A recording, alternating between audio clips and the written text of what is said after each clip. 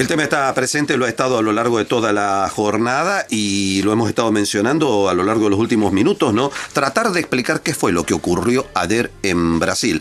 Tratar de entender las razones, los porqué de la holgadísima victoria de Jair Bolsonaro sobre Haddad.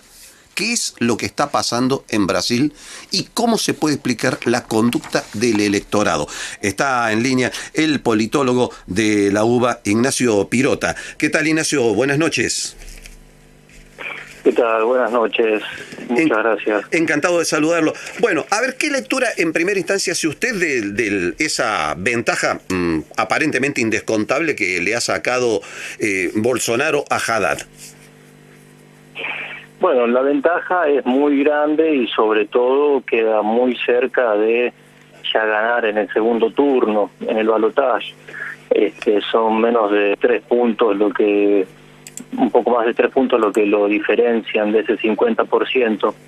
De todas maneras, yo creo que se ha dado algo bastante insólito en esta campaña, que es en el trecho final el hecho de que Bolsonaro, a partir de la puñalada que recibió, prácticamente estuvo ausente en callado, los últimos, totalmente callado. En el último trecho, exactamente, en el último trecho de la campaña. Y eso a cualquier candidato normal lo hubiese perjudicado de manera significativa. En este caso fue al contrario, lo benefició, precisamente porque el estilo de él es un estilo, bueno, muy verborrágico y muy extremo, de extrema derecha, en donde frecuentemente tiene manifestaciones de todo tipo, digamos, machismo, homofobia, racismo, etcétera. Y bueno, el silencio evidentemente lo ha favorecido. Ahora yo creo que el escenario es diferente, porque él tiene, bueno, un mano a mano, como decías vos, con Fernando Haddad, y no va a poder esquivar el debate. Ahora son 2 candidatos, tienen varios debates por delante, y bueno, yo creo que va a tener que hablar un poco más y contar en concreto cuáles son sus propuestas, ¿no? Y tal vez tener la cuota de prudencia que hasta ahora no tuvo, ¿no? Exactamente. Parece que aprendió un poco y en las últimas semanas estaba un poco más moderado. No así hace 2 meses, en donde tenía manifestaciones bastante fuertes, pero bueno, últimamente estaba más tranquilo. Digo, 2 semanas antes de incluso el atentado que sufrió, ¿no? Que fue un atentado ni más ni menos. Pero bueno, venía moderándose un poco más. Y ayer, en la transmisión que él hizo por redes sociales, se lo vio ya en primer lugar hablando como si fuese un presidente electo, y en segundo lugar mucho más tranquilo. Si bien hizo una denuncia a lo que fue el procedimiento electoral de urna electrónica, estuvo bastante moderado, bastante tranquilo. Yo creo que también no está en un 100% físicamente, eso es lo que a él me transmite él, y eso lo hace tener un poquito más aplacado. Hay que ver cómo se va a desarrollar él, su desempeño, digamos, como político, su oratoria y demás, que yo creo que es un elemento que puede jugarle en contra significativamente, pero también es un fuerte de él. El estilo, digamos, en algún punto como simple, sin filtros, es algo que le ha estado jugando a favor, ¿no es cierto? A ver, tratando de entender un poco lo que ha pasado ayer en Brasil y partiendo de la base de que uno reflexiona con el diario de ayer, o sea, con el diario de ayer sobre la mesa, lo que facilita algunas cosas, ¿no? Lo que se decía hasta hace un mes aproximadamente, un poco más de un mes, es que Luis Ignacio da Silva, en la cárcel, le ganaba a Bolsonaro por 2-1 aproximadamente. Ahora, con el diario de ayer sobre la mesa, uno podría preguntarse, ¿de veras le hubiera ganado Lula a Bolsonaro? Sí, es una pregunta bastante difícil de responder, ¿no? Habría que haberlo visto cómo hubiese sucedido. Pero hubo un traslado de votos muy importante de Lula a Haddad. Yo no creo que, dadas las circunstancias, hayan quedado votos es decir, un votante de Lula que terminó votando en otro candidato. A lo mejor Ciro Gómez fue quien obtuvo algunos de esos votos. pero no tanto. Yo creo que también Ciro Gómez tiene sus propios votos. La verdad es que no sabría bien qué decirte. Yo los veo más o menos un escenario como el actual, porque uno de los fuertes que tiene, sin dudas, Bolsonaro también, es el antipetismo, digamos, ¿no? Mucha gente prefiere a cualquiera antes que al PT. Claro. Bueno, algo similar se vive en Argentina, ¿no es cierto? Sí. El voto rechazo, ¿no? El Fondo Monetario, exactamente. Prefieren el Fondo Monetario a que vuelva el kirchnerismo, ¿no? El ajuste a que vuelva el kirchnerismo. Bueno, y acá es algo similar, con la diferencia de que los últimos años del PT, los 2 últimos años de Dilma Rousseff, fueron años económicamente malos, muy malos en Brasil, de mucha crisis económica y social. Fue la recesión más grande en la historia de Brasil.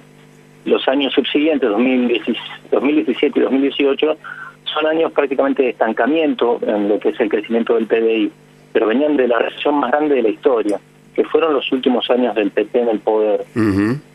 Y un PT que venía tornándose a políticas más de mercado.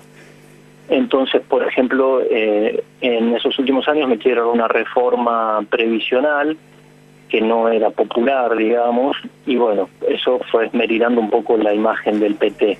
Aún así, tienen el bastión, que es la región del norte, en donde estoy viviendo yo, en Pernambuco, en donde, por ejemplo, en Bahía, que es un estado de esta región, sacaron el 60%, Fernando Haddad sacó el 60% en la elección de ayer, mientras que Bolsonaro sacó algo así como el 23%, 24%, de modo que hay una identificación de la zona del nordeste, que dicho sea de paso es donde nació Lula, claro, con el PT. Ahora, Ignacio, a la inversa de eso, el PT pierde uno de esos baluartes que es la gobernación de Minas Gerais, y además allí es derrotada de una manera catastrófica Dilma Rousseff, a quien las encuestas le decían que ganaba cómodamente una senaduría. Sí, yo creo que ahí ha jugado lo mismo que también en las capitales del nordeste. Ha jugado mucho el antipetismo a última hora. En la última semana yo creo que muchos han dicho no voy a votar a Geraldo Alckmin, por ejemplo, que es del partido de Fernando Henrique Cardoso, ¿no? Que fue 2 veces presidente de Brasil, sino que votaron a Bolsonaro. Y muchos se tiraron en contra del PT en la última semana, yo creo. Eso ha sido lo que sucedió.